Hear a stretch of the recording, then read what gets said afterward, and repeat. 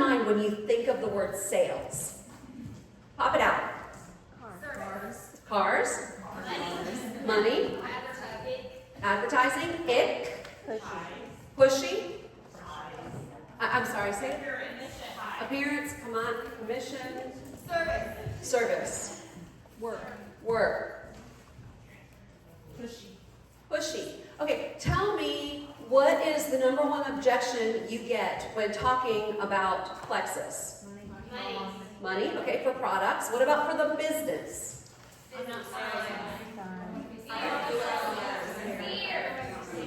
Ooh, there's a lot of objections. That's great. Okay.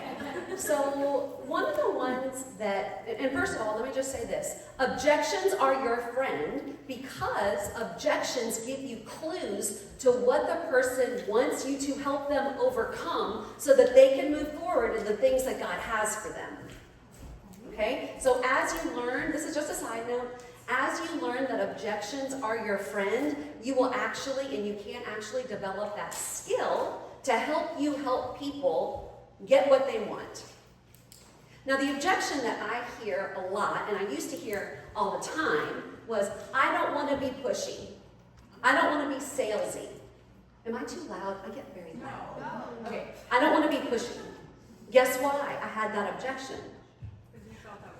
Because I did not want to be associated with sales.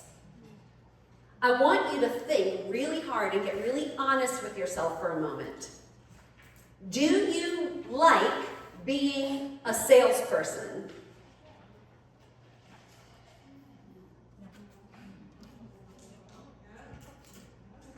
Okay.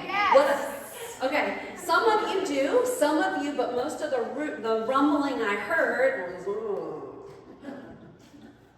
relatable. And if you were here last year or you watched the training from last year on YouTube, you heard my story. I actually hated the word sales. And when I did this coaching program with Jessica Heffley, she had us take 18,000 assessments and such. And one of them, it said my 3 top skills were leadership, training, and sales. I was like, I guess I found the right profession for me.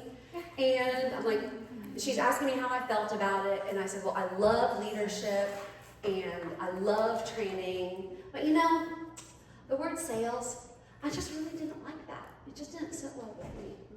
And she just looked at me with that twinkle in her eye. She's like, really? Tell me about that. And I said, well, you know, sales is kind of slimy. Nobody wants to be a salesperson. It just has an ick attached to it. And she goes, really? Why is that? Like, well, you know, just who wants to be a salesperson? And she just lovingly encouraged me to dig into that. Because here's the thing. Let me pause. Let me say it this way. Raise your hand if you've ever said, you don't have to sell, you just have to share your products. I don't sell, I share. Funny, because it's true. Right? Okay, I'm just going to tell you in complete love, you are hindering your own growth and your duplication as a leader and your income and your impact if you don't fall in love with sales. Because newsflash, you're in sales. So let's define what sales is. Well, before I do that, we're just going to take a moment. Raise your hand if you've been to a restaurant. Okay? Raise your hand if you've been to a good restaurant. Raise your hand if you've been to a bad restaurant. Keep your hand raised if you stopped going to restaurants because you had a bad experience at them. Like any restaurant? Any restaurant. You decided that restaurants suck and they're slimy. I should not have said that before. Anybody think restaurants are slimy? No, restaurants as a whole. Anybody think that restaurants are bad? Or that we should get rid of restaurants? Or that we should just share food? Come to my share place. No. You don't toss out something simply because someone may have had a bad experience. Okay, now let's think about this. What comes to your mind when you think of, it was funny, one of the things I heard first when we talked about sales, someone said car. Now what comes to your mind when you think of a car salesman? Oh, didn't even wait a tenth of a second. Everybody has the idea of slimy, Guido, pushy, right? Right? Okay, now, what comes to your mind when you think of someone like, or when you think of pharmaceutical sales? Money, high heels, Pretty girls. pretty girls. I think intelligent, goal-driven, ambitious. Okay, forget pharmaceuticals, because we're in a no. You get my point. There's a different connotation based on what you have in your mind. Because you've attached an experience or an idea with words. So a lot of us have attached our experience or an experience we've seen with this word sales. Brittany used to say this a lot. Tell me one thing that anything that you buy, you have to have because of sales. Do you think that Whole Foods is slimy? Do you think Amazon is slimy? Do you think Apple is slimy? They're all selling you something. What about, do you think Plexus is slimy? You get your supplements through them. No, it's something that we have in our head because of a past experience. So let's take some time to define what sales really is. Sales in its purest form is problem solving. It's serving people. It's offering solutions to people. It's giving them and it's offering people something that they need or want that will give them value, even a visible or perceived value.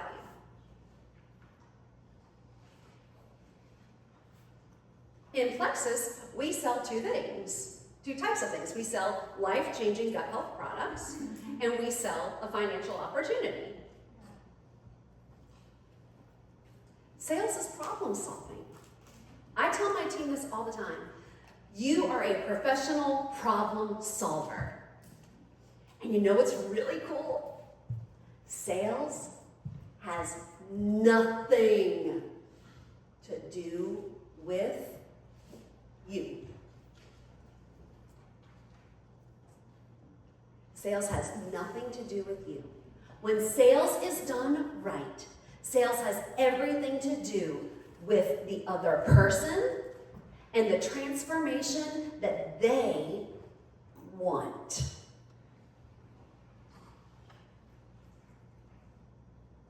When you are obsessed with solving other people's problems, and when you are very clear on the solutions that you offer other people, you are engaging in sales in the most beautiful way.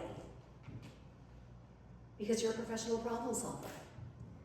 Your goal in sales is to uncover people's needs and to show them how what you have is the answer to their problems. How what you have is the vehicle to get from where they are, point A, to get to their point B. That's what sales is. Professional problem solving. And sales can become a superpower. Because guess what? Sales skills are just that. Skills to be learned. Skills to be learned. Sales is not about what you say, it's not about you, and it's not about what you get. It's about the transformation you are offering other people. Let me ask you a question. Don't nobody answer this out loud. But hypothetically, I'm going to paint you a picture. Hypothetically, it's the end of the month. And there's a Lululemon gift card on the line. And hypothetically, you're thinking, I've got to get my Lululemon gift card. Who else can I get? Who else can I get? Who else can I get? I. Now, I like prizes as much as the next person. And the little funny thing, I didn't think I was competitive when I started this business. Turns out I'm very competitive. And I love prizes, and I love earning, and I love recognition, and I love all things. But when I shifted my focus from what can I get to who can I serve, and who can I love, and who can I help get what they want, my IPA went from scarcity, fear-based, gotta get, fear-driven, miserable, to life-giving, fun, freeing, exciting, hopeful, joyful. Which camp do you want to be in? You are literally getting paid by helping other people improve their lives. The more people you help, the more your paycheck will increase. The more impact you have, the greater your income will be. So your job as a salesperson is to uncover people's needs. Here's the issue. Sales is a skill. And when Brittany was going through the CEO path, right, there are skills to be developed at every single one of those stages. And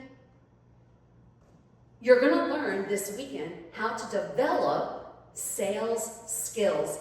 And it's up to you what you will do with it when you leave here. Because no one's going to become a master overnight. You become a master at sales skills by putting it into practice at home, failing forward over and over again, and putting these things into practice. But here's what will happen when you do that. Your impact will grow, your income will grow, your business will grow, and you'll see many more people's lives transformed. And remember those questions that Rachel and Jana were asking us this morning about what's your favorite part? The community, the impact, the personal growth, the income, all of the above. All of that grows too. Because what is business? Eric Worre, Brittany said this earlier. She referenced what Eric Worre says. Conversation is business. And here's the thing. So many times we can focus on the strategy, the social media, how am I going to post? I mean, after this morning, maybe you're thinking, I need to totally revamp everything on my social media. Or, fill in the blank. What about the detox challenge? Maybe we should do a reset challenge. Do you know what the number one priority should be? Developing sales skills. Because you can have the best strategy, you can have the best social media, but until you know how to have a conversation with somebody and uncover what they want and then help them get it, even if people came to you, if you don't know how to talk to them, so what? Let me ask you this. Has anybody ever come to you before? They say that they're open, they say that they're interested, and all of a sudden, it's like diarrhea of the mouth, and you're just telling them everything that you know about all the products, and how Probio 5 is unlike any other probiotic on the market, and you're going to get perks, and you're going to get all these different things, blah, blah, blah, blah, blah, blah, blah. And you've never asked, why are you open? What change are you looking for? And then even taking it a step further.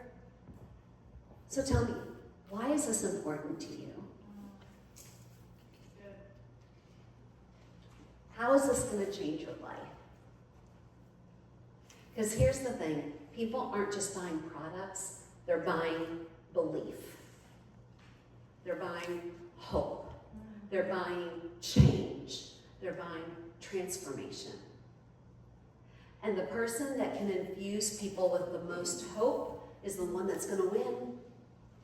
For all you type 3s out there.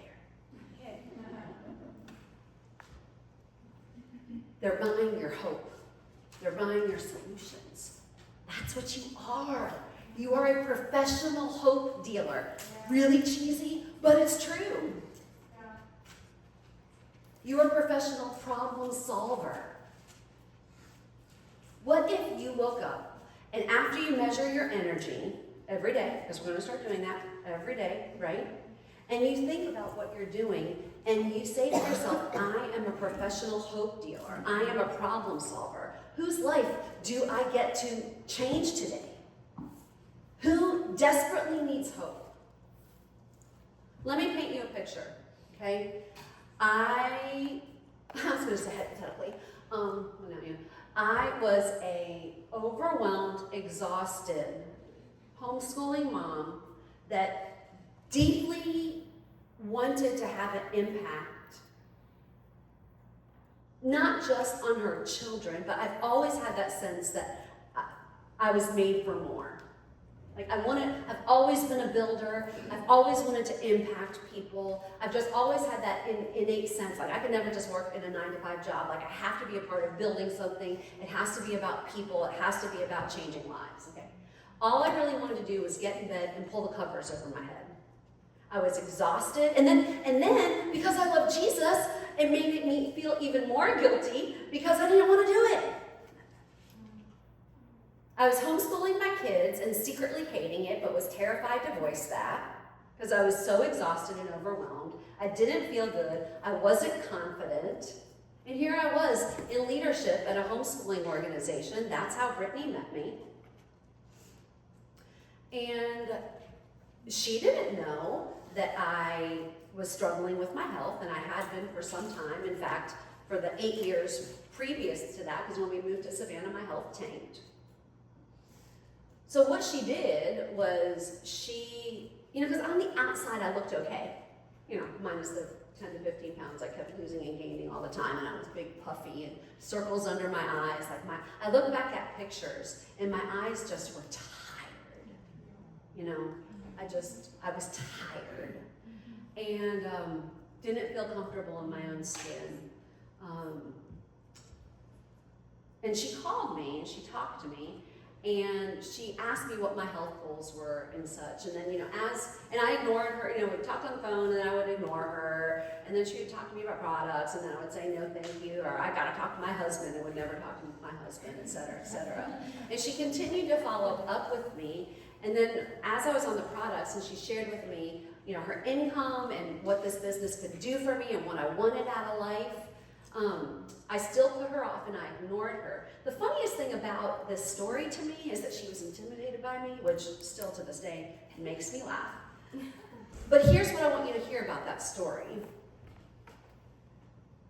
I believe her that she was intimidated to reach out to me, but she did not let that stop her because she was more concerned with how Plexus could change me and my future than what I would think of her. She kept my transformation in the forefront of her mind, which propelled her to continue to follow up with me and show me what could be and should be for my life. That's sales done in its best way. She was solving more problems than she knew. If she had not continued to show me that and show me how the products could change my life and how the opportunity could be the vehicle to get me what we wanted, because we were a one-income family. I wanted to stay home with my children. I wanted to keep first things first. So I didn't have I wanted vacation that wasn't just to visit grandparents. Over it. And half the time it wasn't vacation, I needed a vacation after going to see my baby. And to this day, I'm convinced, had I not been on the products, and I don't mean to be over dramatic, but I'm convinced that I would have been one of those people that COVID would have offed because I was one of the ones that had all the respiratory issues. Okay? So that means that my husband would be a widower. My 3 girls would not have their mom. But she wasn't thinking about how I viewed her. She was more concerned with my transformation and helping me get what I want. And you get to do that very thing. Whose life can you be a part of changing? Whose life can you be a part of changing? Amber talked about energy this morning, right? And your energy will transfer. And if we're consistently thinking about ourselves and what we are going to get or not get, that's going to bring in scarcity and fear. And guess what? You're like not even a 1 or 2, you're like a -8. Because you're like, what am I going to get? What am I going to get? How am I going to do it? How am I going to do it? Anybody ever relate to that, scarcity mindset? Gotta get. Me. Striving in scarcity. And the root of that is being self-centered. It's all about you. But remember, we're taking the I out of sales. Sales is not about you. It's about the other person. It's offering solutions. It gets slimy when it's about what you get. It's beautiful when it's about what you give.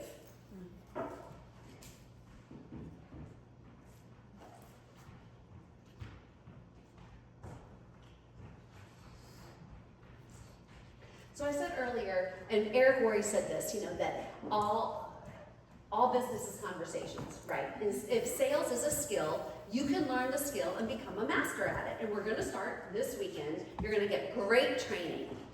So here's the question. Will you take time to master the skill of sales, to learn how to ask questions and discover what people want? And then take the time to think about how does what I have help that person get what they want? I did this analogy last year, but it's not mine. I got it from the sales girls, but it's so powerful that it's worth repeating. Okay, so we're going to talk about 2 islands, okay? And we're all over here. And we are on the Plexus Island, and everything's great. We took the Star Diamond yacht, and we're drinking our pink drinks, and we're having our mocktails. Life is great. We feel great because we're on the Plexus products. Our skin is glowing because we're using skin health. We've got a great income because we're in Plexus, et cetera, et cetera. And we've got it over here. We know where we're going. We're on Plexus Island, okay? And then you've got these people over here that are on their little island, and they've got their own issues. And they're wondering, we're on our island, and it may, it may not even be the Plexus Island. It may just be the island of you're living your life, and you're really enjoying it. But they're living their lives, and they've got some issues. And your job is to help them get to the island that they want to get. I actually said that wrong from the beginning. You're not trying to get them to your island. You're trying to discover what island do they want to get to. What island do they want to get to? So you got to ask questions. Because when a girlfriend of mine is a travel agent, and I'm like, okay, what should we do? Where should we go? And she's like, well, where do you want to go? I have to know. I knew that when I was packing, I didn't put shorts in my suitcase because I knew I was coming to Gatlinburg and it was cold. You have to know where you're going to take the steps to get there, right? So you have to know what island they want to get to.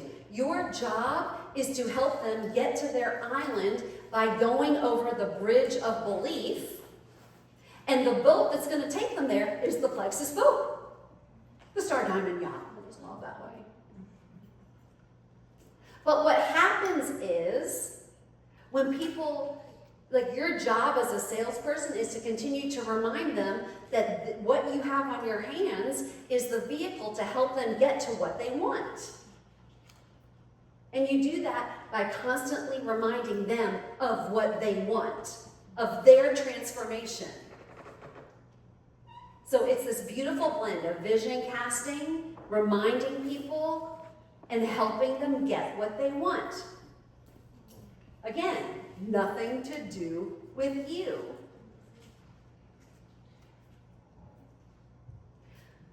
Falling in love with the process of sales and developing these skills and becoming a master is so essential to your growth that your legacy can depend on it.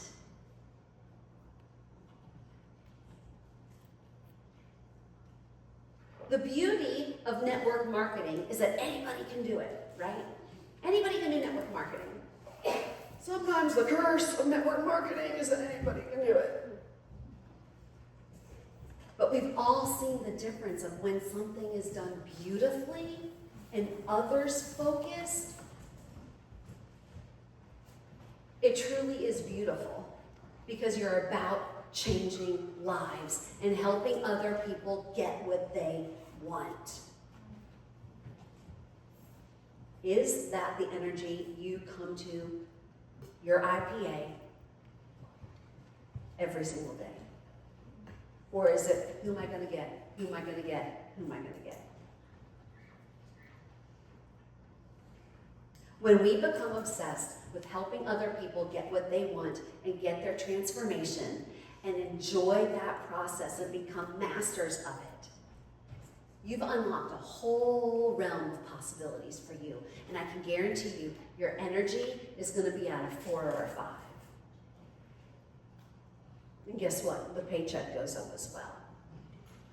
Because impact and income are not opposites, they're actually partners. And the more people you can impact, the income is going to follow. If you start chasing impact and transformation more than you're chasing a join, everything will change. Your energy, your output, your income, your team. You will be unstoppable. And that's the thing about sales skills. It's not just about your work. You sell your children on why it's important to floss. You sell your husband on why it's important for you to buy a new outfit. You sell, we sell every day. Because sales is simply a transfer of belief or solving a problem. Do you see what I'm saying? We all sell all the time. Daniel Pink says, to sell is human. When someone says, I hate sales, they just don't understand. We're all selling all the time. Right? So, it could be a really, really, really, really good idea for us to get good at this. I dare say to put some time towards mastering this skill, preaching to myself. Because when you do master sales skills, you can become unstoppable. Literally unstoppable. Okay, so let's look at the 2 sheets that I gave you, because we're going to do a thought model. Because if this is the mindset,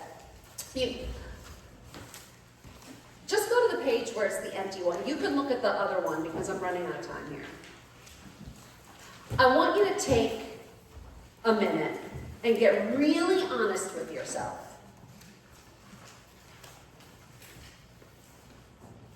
What is your thought? Our circumstance, we all have the same circumstance, right? We're in Plexus brand ambassadors and we want to build a business. That is your circumstance. We're going to talk very quickly about how to change your thoughts. Amber did an excellent job talking about neural pathways and, changing our thoughts, okay? And here's the thing. You have to become so brutally self-aware of what you're actually thinking and believing, because if you don't, remember, if you have a negative thought about skills, it will hinder your growth and your impact and your income, okay? So where it says circumstance, you're all a Plexus brand ambassador. Your thought, I want you to take a minute and write down your thought around sales. Some of you may not have a negative thought. If you don't have a negative thought around sales, use another example. Or, I don't know, maybe, whatever. Just get real honest and write down what is your thought around sales.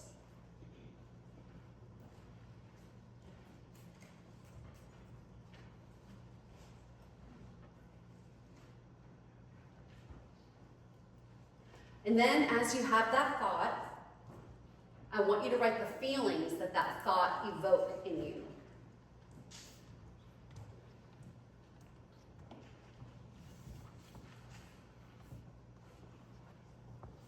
Sometimes for me, it's actually easier for me to identify my feelings more than it's easy.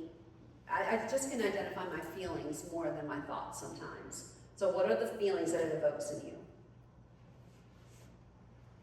And then, based on those feelings, what actions do you normally take? I was stunned to learn that feelings motivate your actions. Everything you do is to avoid or to enforce a feeling.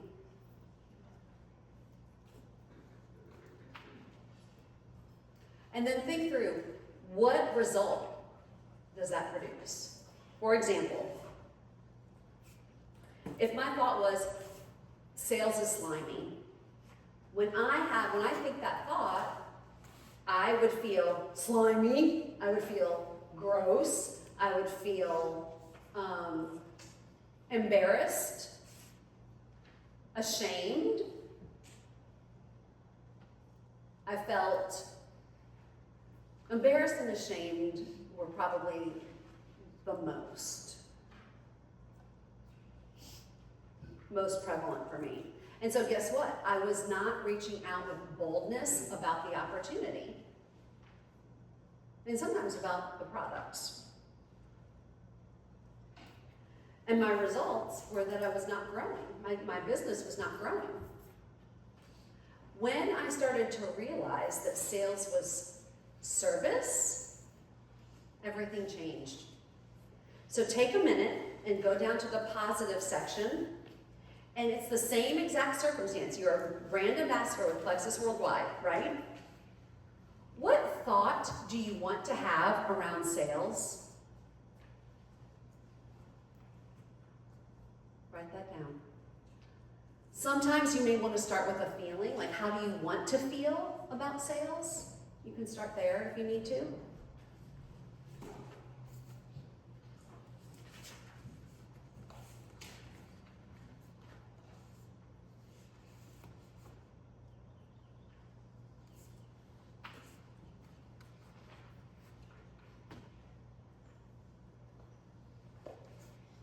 And then based on that thought and those feelings, what actions are you going to take?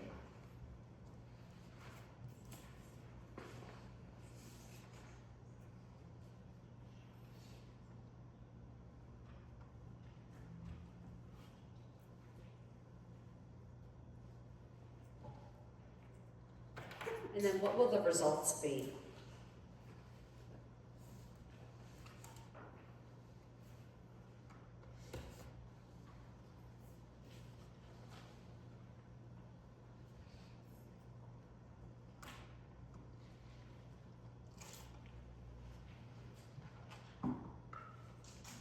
So here's the truth that I want to leave you with.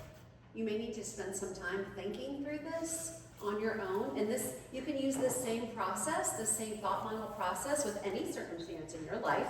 This is how you actually change the neural pathways. You do the heavy lifting. Thought work is actually like the squats of mindset work, right? Like nobody wants to do squats, but everybody wants to carry underwood legs. Well, this is how you do it. Sales is service. Sales is seeing a need and offering a solution. You're not offering a product, you're offering hope and transformation. And guess what, ladies? You get to do this. You get to change people's lives. You get to be a part of people's transformation and helping them get what they want. That's worth taking to the bank. And with that, I think we have a fun surprise for you. Oh, awesome.